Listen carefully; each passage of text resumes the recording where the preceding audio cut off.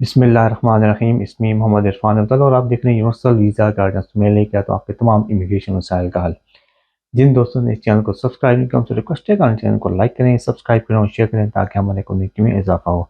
आज की जो वीडियो है वो EU सेटलमेंट स्कीम के हवाले से अपील के प्रोसेस में कुछ लेटेस्ट अपडेट्स हैं और मैं शेयर कर देता हूँ कौन से लोग अपील फाइल कर सकते हैं अभी भी। तो जैसे कि आपको मालूम है, बहुत से लोगों ने EU सेटलमेंट स्कीम में वीज़े अप्लाई किए थे।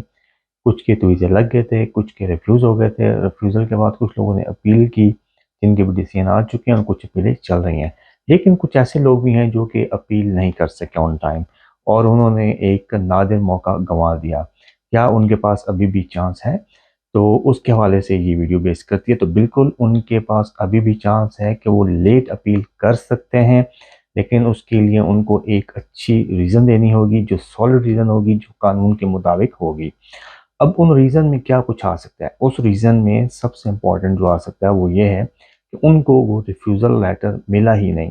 होम ऑफिस ने उनको रिफ्यूज़ल लेटर सेंड ही नहीं किया।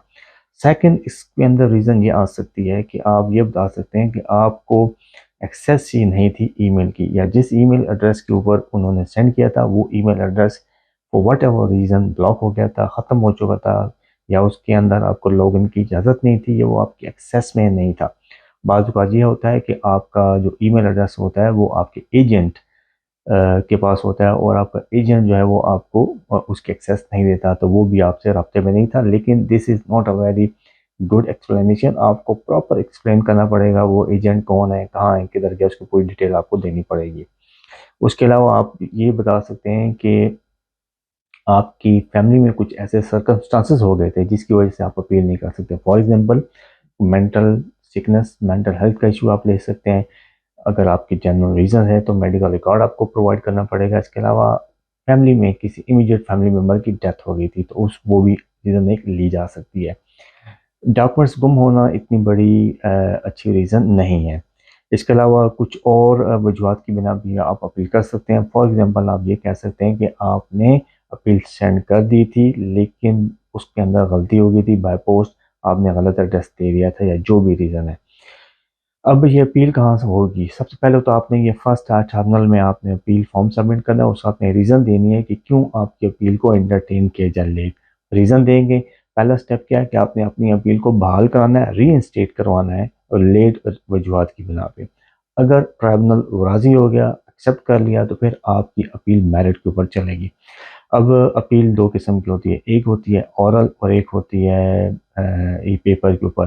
पेपर के ऊपर जो अपील होती है इसका मतलब ये है कि कोई भी आपकी तरफ से नहीं जाता, तमाम डॉक्यूमेंट्स आपने कोर्ट में सबमिट कर देने और उसके बाद उसके ऊपर ही उसका डिसीजन हो जाएगा। उसकी कॉस्ट जो है ना 80 पाउंड, ये कोर्ट की फ़ीस है, वकील की फ़ीस ज़्यादा होती है। या और जो ओरल अपील होती है इसमें आपके जो स्पॉन्सर होते हैं वो भी गवाही देते हैं यूके के अंदर जो मौजूद है, प्लस आपका वकील आपके साथ जाता है और बाकी भी जितनी एविडेंस आप हैं वो कोर्ट के अंदर उस दिन सुनवाई होती है, उसके बाद जज फैसला देते हैं। तो मेरे हिसाब से ये अगर आपकी लेट अपील है तो फिर इसमें बेस्ट ऑप्शन आपके पास यही है कि आप ओरल अपील की तरफ जाएँ। अगर आपने इसको सबमिट कर दिया, अच्छा हो गया, तो तमाम डॉक्यूमेंट्स आपने सबमिट करेंगे, प्रॉपर टाइम के ऊपर सबमिट करेंगे, अपील का बंडल डाल करेंगे, फुल डॉक्यूमेंट्स के साथ आप अपील के मेरिट्स के ऊपर डिस्कस करेंगे और होपफुली अगर आपकी अपील में जान हुई तो ये सक्सेसफुल हो जाएगी और एक गोल्डन अपॉर्चुनिटी आपके पास आ जाएगी।